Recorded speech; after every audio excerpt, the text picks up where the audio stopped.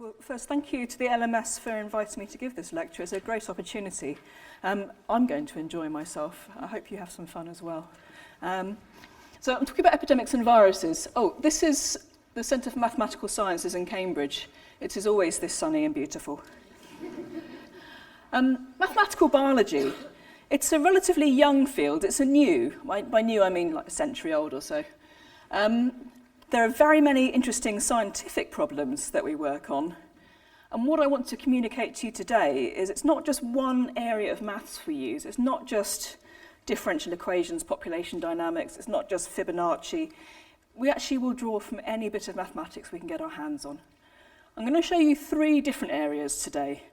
There's going to be three parts to this talk.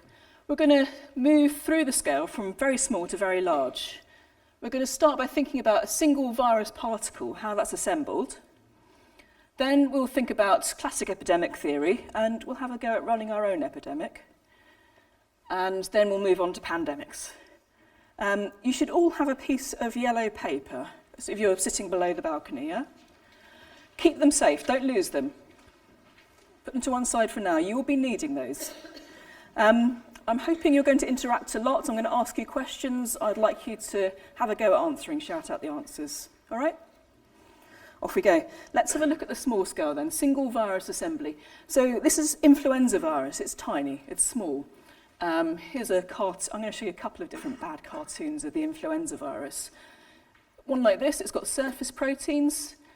Normally if you hear mathematical biologists talking about flu virus, they're talking about these surface proteins. It's spherical-ish. And the whole point of the virus is it's a capsule that carries its own genome around. So there's its genome inside. Unusually for a virus, rather than being one long genome, it's 8 short segments. There's 8 of them. They happen to be made RNA rather than DNA. But there they are, 8 segments, and they're short. Here's an even simpler cartoon of the genome. Segments 1, 2, 3, 4, 5, 6, 7, 8. You can see they're pleasingly ordered in size. And what they are recipes for different parts of the virus, different proteins, different things that the virus needs. Each one encodes something that is essential, right?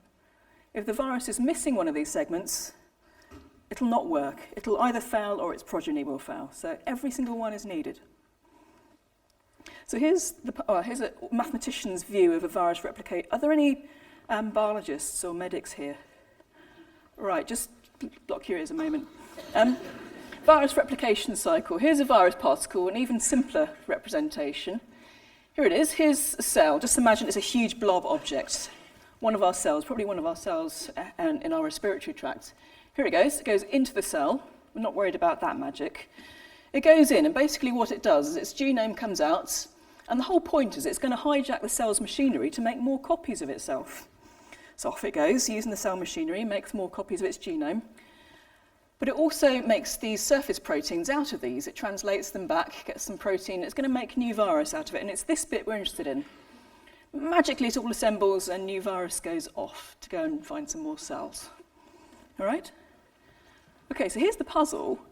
The virus needs one of each of these 8 segments to be viable. I've drawn them so they've all got perfectly one of each. It needs at least one of each of the 8. How does it do this?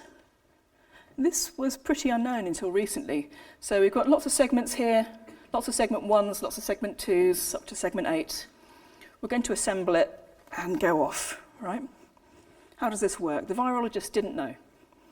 So one strategy, possible strategy, this is called the random packaging strategy.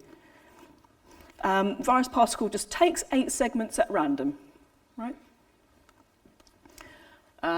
Might get unlucky, and actually this doesn't have all of the 8, it's got 2 of the same there. This one's missing the pink one.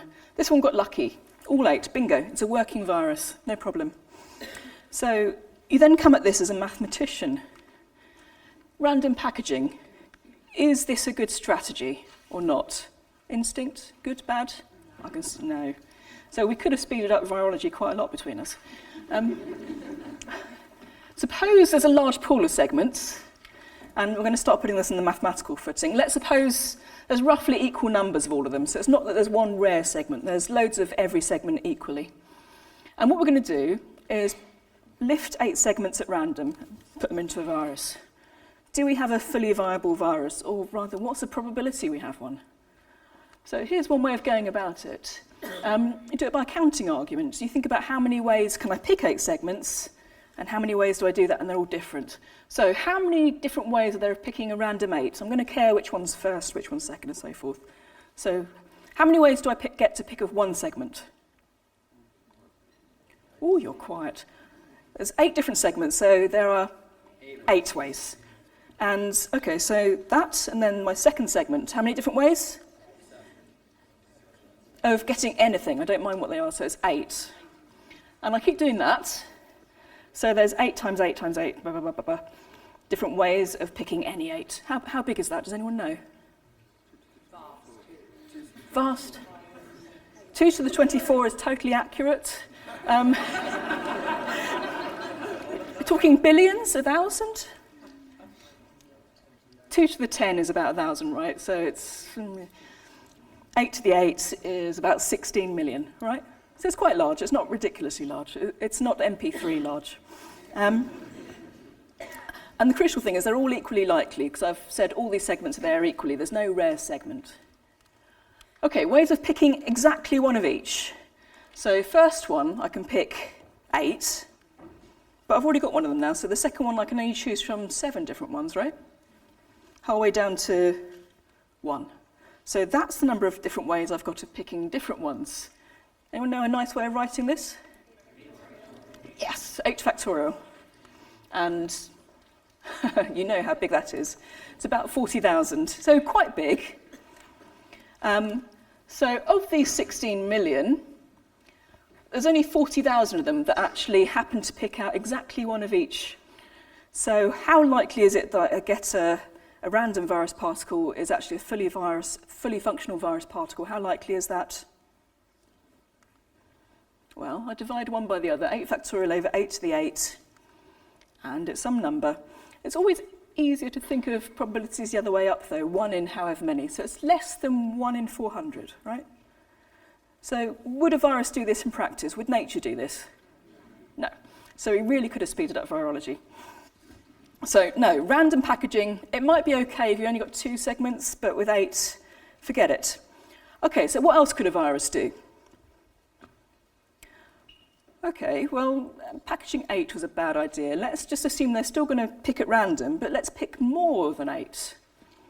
And this time, rather than working out probabilities, we're going to have the virus just coming along, packaging a segment, packaging a segment, packaging a segment, and keep going until it's got at least one of each of the 8.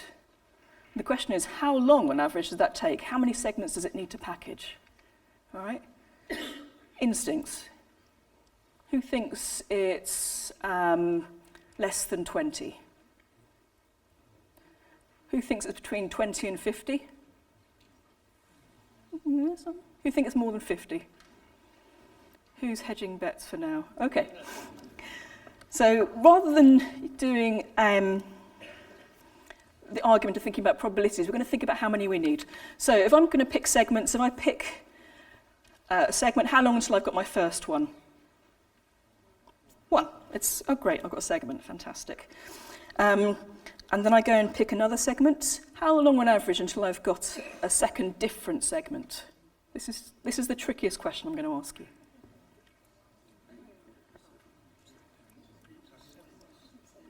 Is it 1?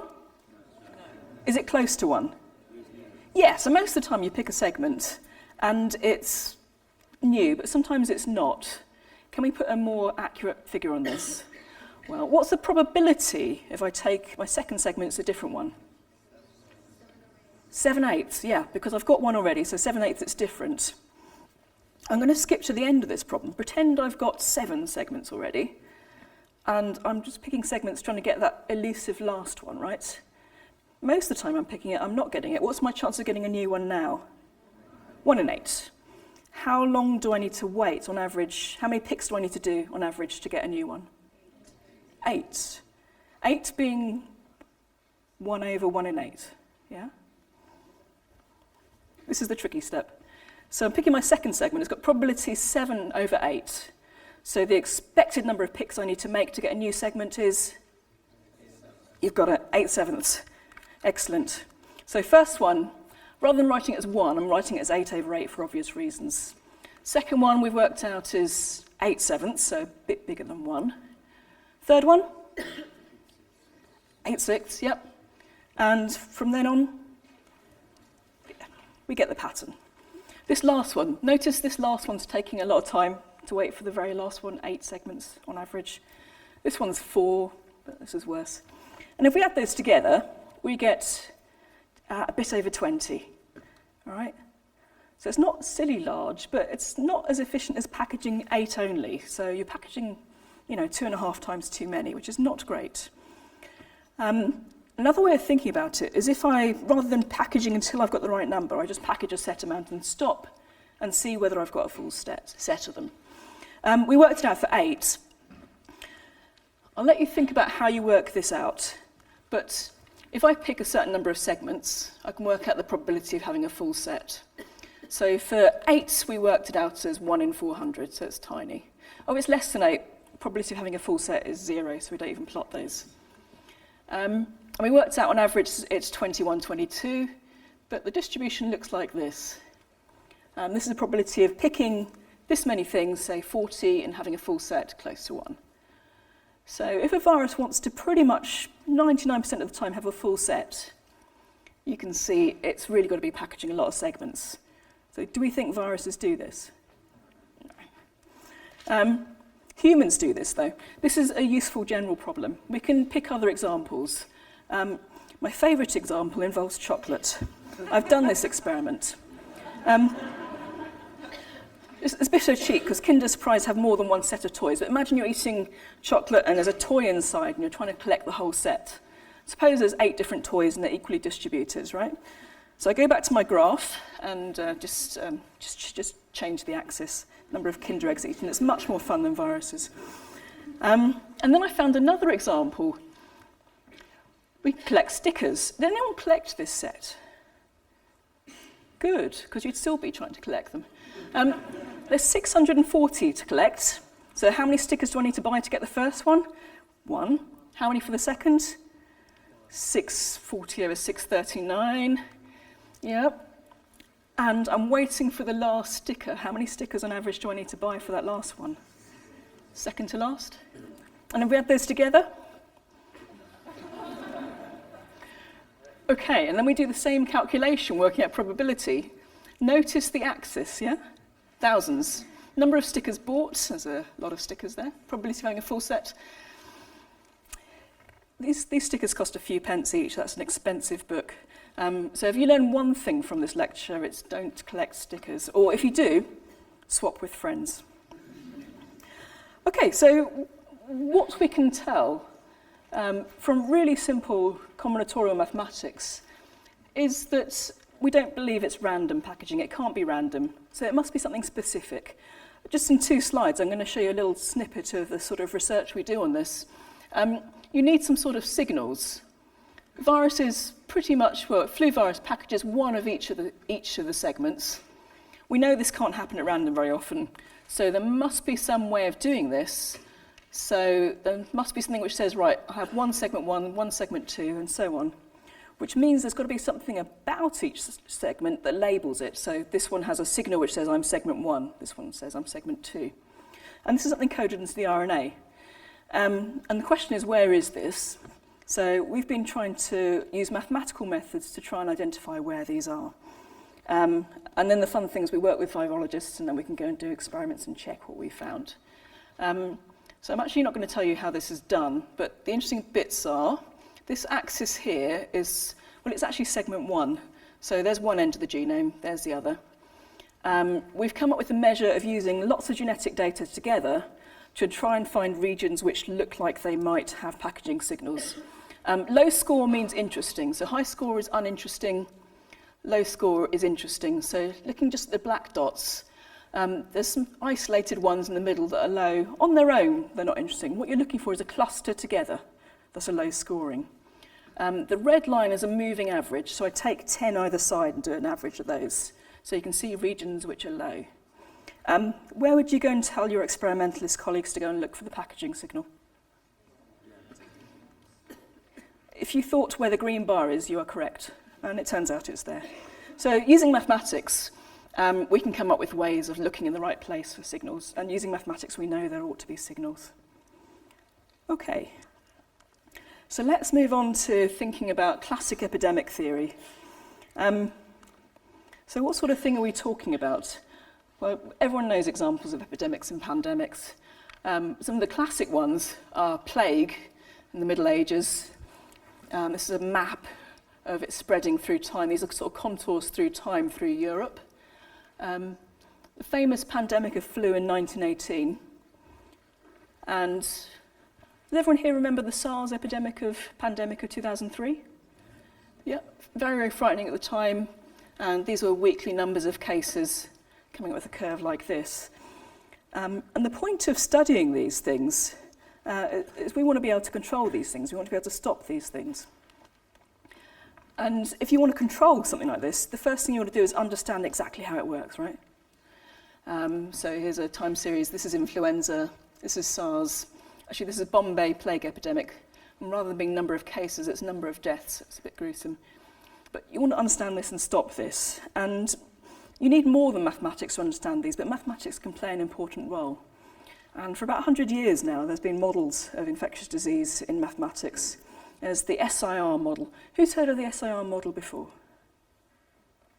One or two? Okay, good. So SIR is an acronym. It stands for susceptible, infected, and recovered. And these are three states you can be in. Before you've had the disease, you're susceptible, you can get infected by it, but you haven't got it yet. And then you're infected, and then presumably eventually infectious and infecting others. And then afterwards, you're recovered. You've had the disease. Usually you're immune to the disease afterwards. And actually, it's a bit of a cheat, because the original formulation, I think, R didn't stand for recovered. It stood for removed, which sounds far more ominous. And then you think about it and think, well, if you're a mathematician, whether the person is immune or dead doesn't actually matter. So there we go. Start in that state. You're infected, infecting others, and then you recover with immunity or die. So there's only two processes going on in the simplest model. You can move from being susceptible to infected by infection, and then you've got the process of recovery. So it's remarkably simple, and you can start putting it together into differential equation models. And I'm going to go through it term by term, and I'm going to show you how you can look at it to understand something about the epidemic. So here we are. So number of susceptibles are going to be S, number of infected is represented by I, R, d by dt, so rate of change in time. Going to have the total population constant. So if I add these together, I get some n, which is population size. I'm assuming there's no one new coming into the population, no one leaving the population, other than by becoming Rs. So let's put these two processes in. So the first one is transmission. So it appears here and here. Well, what do we see? Well, these are the same. This is minus, so you're flowing out of the S. S is decrease, and the I is increase by the same amount. There's this thing out the front, beta. That's just a parameter, so that's a transmission rate. If beta is high, it's a very transmissible disease. If beta is low, it's not very transmissible. Number of infecteds times the number of susceptibles. It's called mass action. It makes some sort of sense. The rate of spread is to do with the number of people who are infectious and able to infect others, and the number of people who are there to be infected. The recovery term is even simpler. So it's just proportional to the number of infected. They recover at some rate. It's the Greek letter nu, and then they appear in there. So you just flow down between these. Okay, so we've got some equations. We could simulate these, and we'll get a sort of curve like this. So going along in time, this might be months or weeks. Number of individuals. I'm only plotting S and I don't really care about R. If I want to know R, I can add up S and I and take it away from N and see who's left, and they're Rs. So just worry about S and I. Number of susceptibles just decreases. The number of infecteds increases at first, peaks and decreases. And this red curve is the classic epidemic curve. They sometimes call it a bell-shaped curve, right? Does that look bell-shaped to you? No. Firstly, it's never symmetric. It's always faster upswing and slower down. One of the things you might notice about this is the number of susceptibles doesn't sort of drop to zero. But you see it's plateauing out at something before 0. Okay, so let's have a look at these equations. So, well, S is just decreasing. Beta is some positive parameter. Let's assume I and S are positive. It's best not to think about negative population values, nor complex ones. You might wonder, should we think about zeros? I've shown you shouldn't think about S being 0. If I is 0, what have we got? No epidemic, no disease. We might as well not be studying it, right? So let's take I to be positive. So this number in total is negative. This one's positive, just R's just increased as people pile up into the R category in this world. The only really interesting equation is this one here, and it's a balance between increasing and decreasing, and you might want to know overall if it's increasing or not. So, of course, first thing we're going to do is factorize it, take the I out, that's some positive number. So we care about whether this thing in brackets, beta S minus nu, is positive or negative. I increases if that's positive. So we can rearrange that, take the nu across, divide by it, and it becomes whether beta over nu times S is greater or less than 1. If it's greater than 1, epidemic's going to take off. We might be most interested to know what's going to happen at the start. So a new disease comes in, is it going to take off or not? And let's suppose we start with nearly everyone susceptible. Remember, the total population size was n, so at the start, S is approximately n. So the disease can take off at the start if beta over nu times n is greater than 1. So that's the important thing. That's a bit difficult to deal with. But this object here is also known as R0. This is a confusing bit of history. This R has nothing to do with the removed ominous R. This R is for ratio, reproductive ratio. And R0 is defined as, the wording matters, the mean number of secondary cases if the entire population were susceptible to start with. Right? So the important thing is it's the mean number, and the other important thing is it's at the start of the epidemic, so if the whole rest of the population is susceptible. So our condition has come down to whether R0 is greater or less than 1, and that's kind of intuitive, isn't it? So mean number of secondary cases, if it's 10, you're going to have one case in the first round, then 10 and 100, it's going to take off. If the average number is a half, it's going to decrease each step. So that's not too much of a surprise. Even if R0 is less than 1, you can get a little bit of spread, but on average it's going to die out. If R0 is greater than 1, the epidemic's capable of taking off. So the graph I showed you was obviously for R0 greater than 1. It's interesting. For completeness, here's a graph with R0 less than 1. Right? I introduced 1 infected. Nothing happened. Very boring graph. So we want to know whether this is true or not, R0 greater than 1. And you might care about R0 because it tells you something about how difficult a disease is to control, right? If it's big, it's a problem. And you can also work out vaccination thresholds from that. So I'm going to take an imaginary disease where R0 is equal to 5, right? So on average, lovely animation, this infected person infects 5 others. R0 5. Right, let's rerun that. But this time, how many people of those 5 do I need to vaccinate to bring the R0 effectively down to 1? So what proportion of the population do I need to vaccinate? 4/5. So there we go. And now, on average, only 1 person's infected. So vaccinating 4/5 brings it down to 1. We can carry on with this. So what if R0 was 10? What proportion of the population do I need to vaccinate? 90, yeah. What if so England and Wales, before measles vaccine existed, modelers have fitted it and worked out the R0 was about 20, right? Big.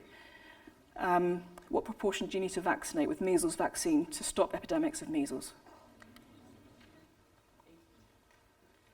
Everyone got it? So if you imagine 20 people, you want to vaccinate 19 out of 20. So 19 over 20 is 95%. So that's your vaccination threshold. And it works. You can do that more formally using algebra. So if you vaccinate a proportion P, you've left a proportion 1 minus P unvaccinated, right?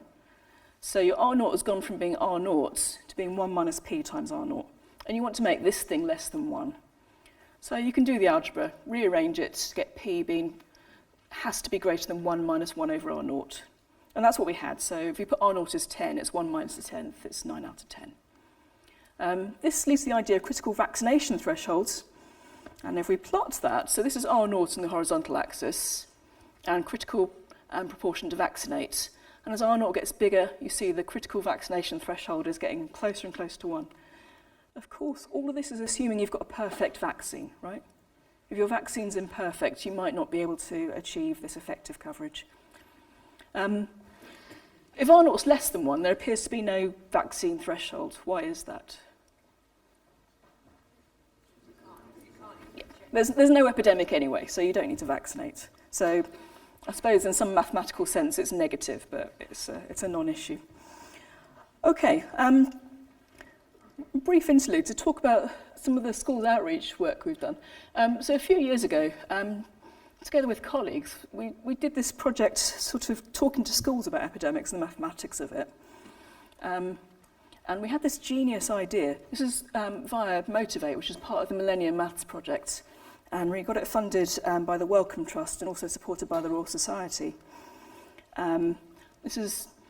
We gave these video conferences. This is in the basement of the maths department, very glamorous in a broom cupboard. And we did all these activities, and these are online if you want them. I can't show you the pictures at the other end, but there were schools at the other end we're talking to, and they're talking to us, and we did these projects. And eventually we had this genius idea that we'd get the secondary schools to go and study the local primary schools, gather the data, anonymise it, and then give it to us. So we did that, and they produced some lovely work. But among this, we had lots of activities to simulate epidemics. So I'm hoping you're up for a go at doing it with this whole group. This is bigger than a school classroom. You happy to give it a go? Right, good. First instruction, do not talk. You're going to have to listen carefully. We tried this in London, and they did quite well, but I'm hoping you can do better. I'll show you the instructions. Firstly, have your piece of paper ready, but keep it held down so the cameras can't see it, okay? And this is what an infected person looks like. They're holding a piece of paper up. If they choose you, they are infecting you, all right? If you are chosen, the first time you are chosen, you're being infected, some mystery virus. You are infected, but it's important, but you are not yet infectious. Don't do anything. Just stay still. You've been infected, but the virus is growing and hasn't got to levels yet where it can become infectious. Just wait for instructions to become infectious. Right. When you are infectious, first thing, hold up your piece of paper, and then I want you to choose 2 people within range, and the definition of range is important. It's roughly people close enough that you could pass them an object, right? So either side of you in the rows is fine, in front or back, and maybe a few seats either side is fine. And I'm going to say across this rail here, if you're close enough to someone to hand them a packet of sweets, you're close enough to infect them, okay? People in this upper level, good news. You've been vaccinated. You are immune. You've got great seats there to watch this unfold from above. Does everyone understand what their range is, who are close enough? So when you're infected, choose 2 people. I'm giving you no instructions on how to choose those 2 people. You could particularly go for susceptible people. You could particularly go for friends or enemies if you wish. Up to you. If you're sitting by these 2 aisles, you're also allowed to reach or tag across, okay? And the final instruction is, when you've been infected, I will tell you, recover. When you recover, put your piece of paper down. There'll be a pause between generations, so one generation will have recovered before the next one's infected, okay? You got the idea? And hopefully it'll be visually lovely. And now you can see what's going on. So let's start right in the middle here. Who would like to be case 0 in the middle? Volunteer? Yeah, volunteer there. So case 0, you are infected. Go, piece of paper up. You hold it sort of landscape. Other landscape. Excellent. See, that shows up beautifully now. Go ahead, choose 2 people to infect.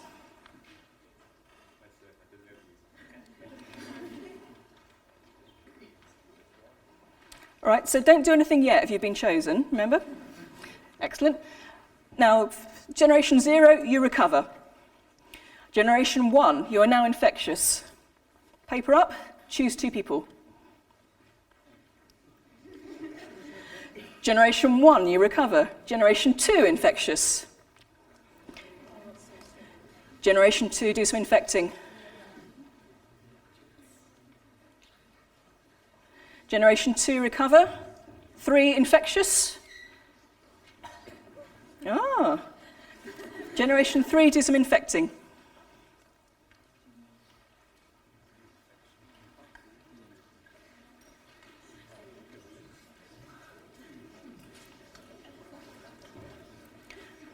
Generation 3, recover.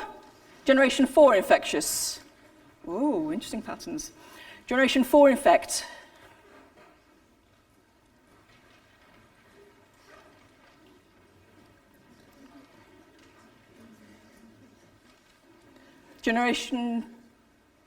Generation 4, recover. 5, infect. That's really pretty.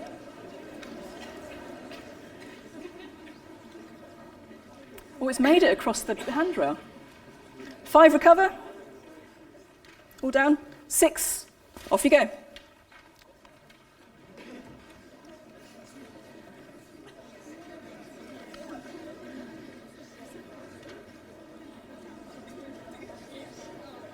So all of you with the paper up should be choosing 2 people now.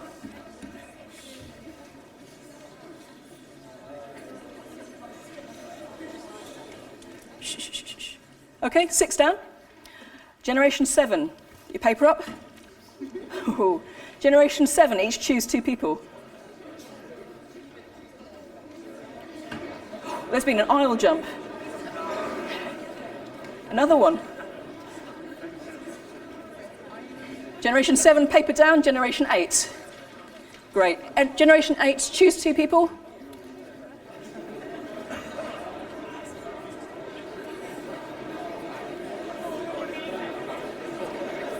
Hey, no talking. It's a silent disease, this one, right? Generation 8's paper down. Generation 9.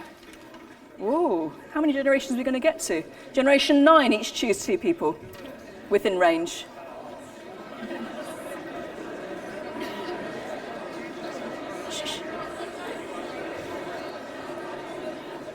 Generation 9, paper down.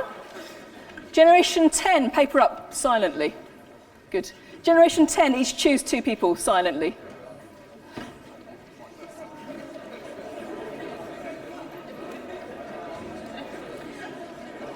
Generation 10, paper down. Generation 11. Whoa, the back rows have been hit. We'll do one more. Generation 11, each choose 2 people.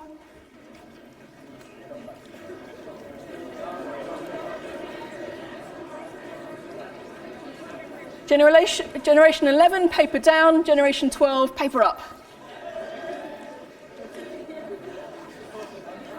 I think there's been some long-range transmission going on up there. Okay, well done, paper down. Okay, so that was 12 generations, that's pretty good. We're going to try this again. We're going to start somewhere different and see if there's different patterns. So again, reset, all imagine you're susceptible again. It's a different disease that comes along. I'm going to start it over here. This is going to be my virtual Alabama. Clement. Right, so you are case 0. I do know all your names, by the way. Put your paper up. Right. Generation 0, choose 2 people. Generation 1, paper up. Choose 2 people. Okay, Generation 1, paper down. Generation 2, paper up. And Generation 2, each choose 2 people.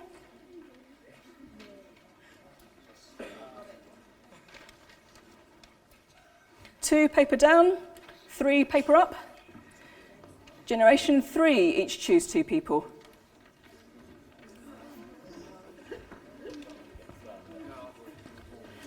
Right, virtual Alabama. Harrison. Right, so you've been infected and you're going to go on a trip to California. Right.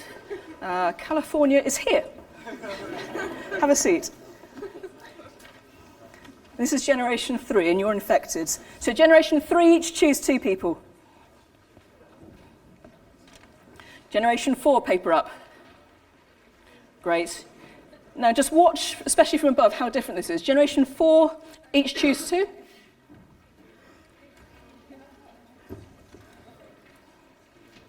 Four, paper down. 5, paper up. 5, choose.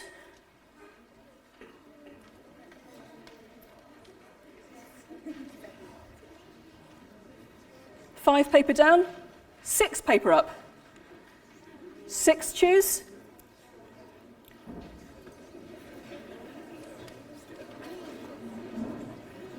6, paper down. 7, paper up. You're getting good at this. All right. So there's 2 waves of almost met already, actually. 7, choose. The 2 waves have met. 7, paper down. 8, paper up. 8, choose.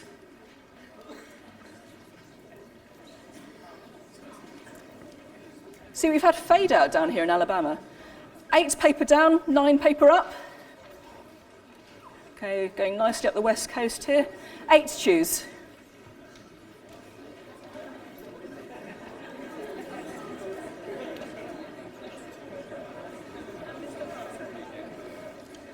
Okay.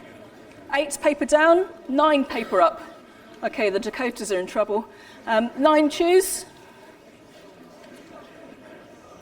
I guess you're Canada up there, actually. 9, paper down. 10, choose.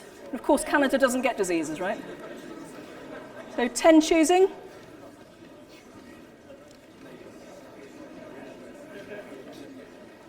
10, paper down. 11, paper up. It's going to get to this corner. We're going to get there in 12. 11, choose. Is there anyone left to choose? Total wipeout. 11, paper down. 12, are there any of you? Paper up. So the last few, no one escapes. Right, well done, that was brilliant. Put your paper down. That was a good job. So we've got, I know this looks like a simple activity, but you'll see, remember what you saw, because you're going to see it again. We've got lots of activities. I know there's lots of schools here. There's loads of things online on the Motivate website, and I'm happy to send anyone more if they want fun things to do. Works well in smaller groups with more time and things. Okay, so that's the kind of things we've done with schools, and there's, well, you've seen a real live epidemic simulation, a very stochastic one. There we go. So that's classic epidemic theory, and we're going to move on now to talk about the 2009 pandemic. Everyone remembers this, right? Here I'm going to look at data from the US. I was actually in sabbatical in Princeton in the year that this was all going on. And we got an amazing data set. This is not based on surveillance, but this is based on insurance medical claims data. So whatever you might say about an insurance-based system, it produces amazing data.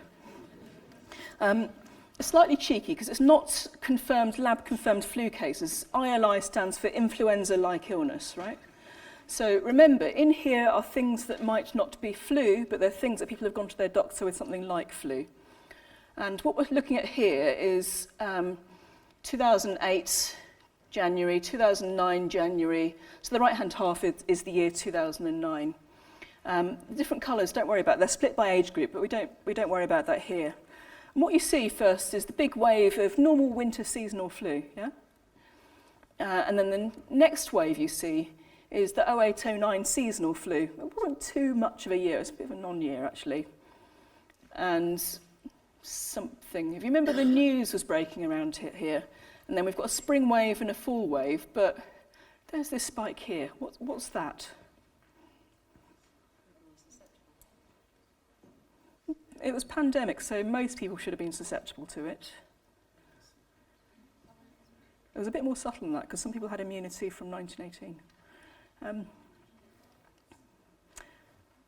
Remember, this is influenza-like illness, so it might not be flu.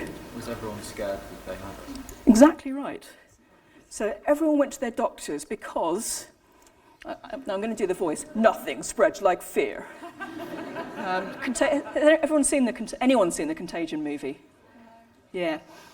So for a long time I had to only watch the trailer and not the movie. The trailer made me shout in the cinema, and my partner said, we're not going to go and see it in the cinema, we're going to have to wait for it to come out on Blu-ray because you're going to get shouty. So I actually had to wait for it to come out and watch it in private at home so I could yell at the TV. Actually, it turns out to be quite a good movie in terms of disease dynamics. But I have a theory that every epidemic disaster movie has an R0 of 2, right? It's been true so far. Firstly, filmmakers think people can't cope with non-integer R0, right? So the average number has to be an integer, so we can't have like epidemic with R0 of 2.1. That'd be too complicated. So it's got to be an integer.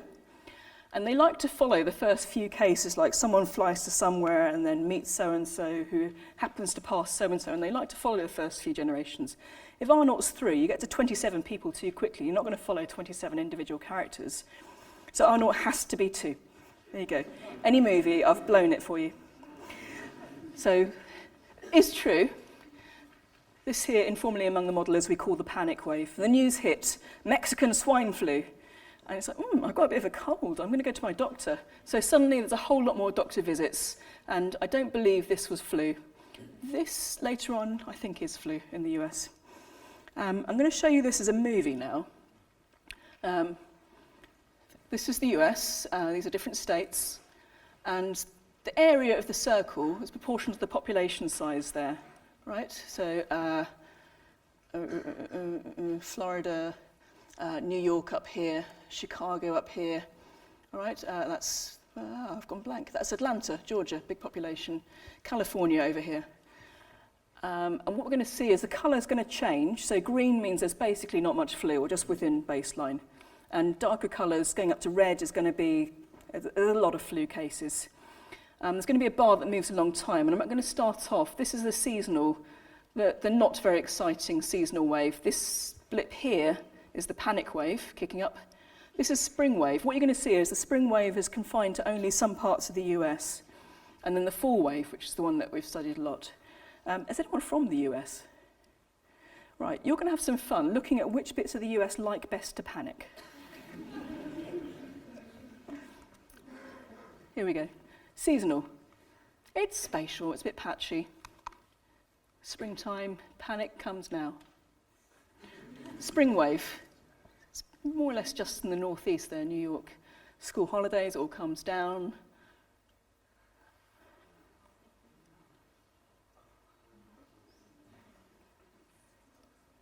That was the fall wave. That's quite a lot to take in at once, so let's run it once more.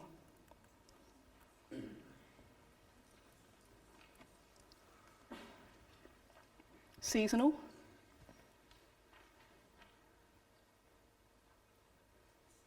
Panic. Spring wave. Summer. August. Alabama. Fall wave pretty much just spreads out almost radially. Except, did you see the jump to California? Yeah, that happened. And then something else happens in the spring. So that's the pattern. And in some sense, you don't need very complicated mathematical models to understand that, right? It just sort of starts there and spreads out. Maybe this is a little surprising in the world of aeroplanes and long-range travel. So we wanted to study this in more detail and see what really were the drivers of this timing. So I keep calling it fall wave because I did this in the US, but it's autumn wave, right? So I'm interested in this timing. So what is the time that the fall wave arrives in each place? So I'm going to plot it in a different way now. It's the same map, same areas, except colours are going to be what time it arrives. So the greens are late July, early August, through to reds in September, and blues later on. The latest places are really getting into November. And you can see, if I just focus on the east of the US, because that's pretty, first approximation, everyone lives there. So green starts down here, and then it's almost like a rainbow going out. You can see not everywhere perfectly fits it. So there's this place, St. Petersburg, Florida, and Corpus Christi, Texas, and a few other places are a little bit out of line with the places around them. But you see, basically it spreads out, and it gets up to the furthest northmost reaches last. If I show you the whole of the US, you'll see it's not quite that simple. You can see there nicely there's been a second jump in California and then spreading out from there. So I've only plotted the places that have a clear enough signal that I'm absolutely sure of when it arrives. So the next thing we say is, okay, so this is a spread pattern. What causes it? You might have heard I mentioned it was school holidays, and a paper had just come out saying, if you look across the US, the time the wave hits is to do with school openings. By school openings, I mean about this time of year, people go back to school. But it's not the same time across the US. Different places go back at different times. Southeast goes back early, the north goes back late. So you can start plotting points. Ignore the different colours, pretend they're the same colour. Which week they go back, these are American way round, so that's 2nd of August, 9th of August, through to the beginning of September, versus the week that the pandemic hits. And you plot the points, and they're these. And you can do correlations and stats and stick lines through them. The red points means I've paid attention to the east of the US only, because I expect a clearer signals. And you get a highly significant positive correlation. Does that mean schools opening caused the pandemic wave? Well, there were papers saying yes. But if you're a group of university students, I'd be asking you first, what's wrong with this correlation? And eventually, you'd notice, okay, 2nd of August, 9th to September. So this is, in some sense, the diagonal line of it. And if it was schools go back and then the pandemic hits, you'd expect a line parallel with that, just above. And that's not. So it's a correlation, but it doesn't explain it. You might do something even simpler and work out distance from the first place in Alabama that kicked off. So Great Circle distance. And the US is a big place. And the week of onset. And if you take East US only, you get this streak here. If you throw in California, it's there. It ought to be sort of up in the skies, sort of way high, but it starts too early because there's a second spread. But again, highly significant correlations. So is it just a geographic thing or is it school? People have also suggested that the weather affects when flu hits. So you can take some measure of humidity, and yeah, you can get highly significant correlation with that as well. And some people say, well, okay, it's just a combination of all three. So you think, how do I communicate that this is not true? So you want to find a spurious correlation, right? So remember, this is the map of the actual timing of spread. What would you try as a correlation? You want it to be one extreme in the southeast and you want it to be a bit different up here? What sort of US? Where are the Americans? What patterns would you try? Accent? Accent, well, I wouldn't know how to plot that on a 1D axis. But this map here? So this is US voting patterns, all right? So like the UK, they have a red and a blue party, except they're the opposite way around to what you'd expect. Anyway, so down here they vote red, up here they vote blue. And this is the 2008 election for Obama. So for each place, you can work out the proportion that voted for Obama versus week of onset, and you get a highly significant correlation. We've just published this paper, but this figure was hidden. This isn't in there. Okay, so the thing is you've got loads of spurious correlations, so which ones actually matter? And then that's when you start to need some more interesting mathematics. You've got all these things that might be driving the pandemic, but you want to disentangle them. And you want to build a mechanistic model, i.e. something which is, this is how it works, let's see if it fits, and a spatial model. So if you imagine these blobs to be cities, so this is an infected city, this is an uninfected, what rate does this one infect this one at? Probability of disease transmission. It might depend on many factors. Which ones are important? So you start throwing them all in. So you might care about the relative population sizes. So big places ought to be more infectious, and big places might be more infectable. Distance between them, so maybe close places are really infectious to each other, and if they're far away, not. Whether the schools are in yet, and humidity. You throw all these things in, and you make a model. And with that, you can make, it's a stochastic model, much like we've done here. The outcome will be different every time we run it. And you can simulate it, you can do a lot of runs, and you can work out probabilities. And I've got the observed data, so what I'm doing is I'm bringing these two together, and trying to best fit this to this. And I can tweak the parameters around, like the infectiousness, how much distance matters, how much humidity matters, and try and match this as best I can. People who care about distances is the maximum likelihood model on finding best fit parameters. Okay, and I'll fit it and I'll find some best parameters, but what does that mean? There's a slightly tricky set of ideas here. Which factors are actually important? So I've made this table as an example. Actually, this is true. I try different combinations and I see which matter. So I'm going to think about three things here. Local transmission, so actually disease is very spatial, so nearby places, big infectiousness. Whether schools matter or not, if schools are in, infectiousness is higher. Whether humidity does anything. And I haven't said which way around. Humidity can go either way. I don't mind which. We'll just try it in the model. And each row represents a different type of model. So this model here has no local transmission, no schools, and no humidity. So it's just random spread, long distance spread. Does it fit the data? No, it's terrible. You can do this far more mathematically, but the outcome is just that it's bad fit. So here's the 8 different combinations of yes and no. And first 4 are terrible. They're all the ones without local transmission. The okay and good ones are the ones with local transmission. And then between the okay and the good, you see the thing that decides them is whether you include schools or not. So schools do have some effect, as well as spatial transmissions. That's good. And it really doesn't matter whether you have humidity or not. It's kind of the same. And then you should adopt a principle of parsimony. If you can explain it perfectly well without humidity, then you don't need humidity. So that's a rough idea. And you can see I've skimmed the details, but all the ideas are there. If you want the details, and it looks like a mess, but it's really nothing more. It's just humidity, something for spring wave, population sizes. We take the probability of transmission between places to be distance between plate I and J to some negative power. So if it was inverse square, it'd be sort of gravity-like law, but this gamma could be anything. And more detailed, rather than having 8 models, we actually had 400. We had to fit and work out the best ones.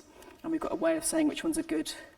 And the essence of our outcomes, our findings, are that you could totally see this in the movie, right? It was just short-range transmission. There are occasional long-range or even international transmission jumps, but not many. Schools have some effect. Population size maybe some effect, not much. No effect of humidity. So the model can be boiled down to this. It's just a distance, short distance thing and whether or not the schools have started. But maybe none of that was surprising having seen the movie. Just as a little coda to finish off the talk, you might go back and say, well, how fast was that wave? It took a few months to go over all of US. How fast is that in sort of kilometres an hour? And crucially, could I outrun the pandemic? So if we focus on the East Coast, because we know the West Coast was a long-range jump, so it's different. So this red line here starts, this place is Dothan, Alabama, if you're interested, and it gets 2,000 kilometres away, and that's 13 weeks apart. So it's 2,000 kilometres in 13 weeks, and you find it's about 22 kilometres a day. I think I could outrun that. Or certainly outcycle it. So if you knew you're in Dothan, Alabama, and the pandemic was coming, just go in one direction and cycle, you're fine. Now, a few months later, you've escaped. But 22 kilometres a day, does that feel realistic for modern day and age? Just a quick comparison. Middle Ages, bubonic plague, 4 kilometres a day. Modern times, aeroplanes, loads of aeroplane shuttles between all these places, right? Many a day. Many people travelling. We've got cars, we can travel more than 22 kilometres a day. It travels 22 kilometres a day. That's a bit surprising, and that's really keeping us busy, sort of taking apart why that is. But maybe part of the story is maybe we're not that different, really, despite all these planes. Maybe how much we move each day isn't too different. You don't travel as much when you're ill. You don't travel as much when you're ill. You don't travel as much as when you're ill, but flu, you've got a couple of days when you've been infected, but you're not that ill yet. And actually, you are infectious to others during that time is a horrible thing about flu. So yes, and the other thing that might be important is children might be important, and maybe children don't travel very much. But this is keeping us busy. I'm going to wrap up and round up there. Hopefully, what I've shown you is, okay, so this we're using statistics, differential equations, all kinds of things. It's classic epidemic theory. It's very simple, but it predicts a lot of useful things and gives us ideas of vaccine thresholds. But then, you know, we're also thinking about the tiny scale, and then you might use combinatorics and counting arguments. So mathematical biology is quite a broad thing at the moment. It's a really wide range of mathematics used as tools in understanding infectious disease. But I really believe these are very, very early days of mathematical biology and disease modelling. And there's still plenty of open problems. So if any of you want an interesting career, there's plenty to be done. Thank you for being such a great audience and answering the questions and mean game for trying the epidemic. So thank you very much.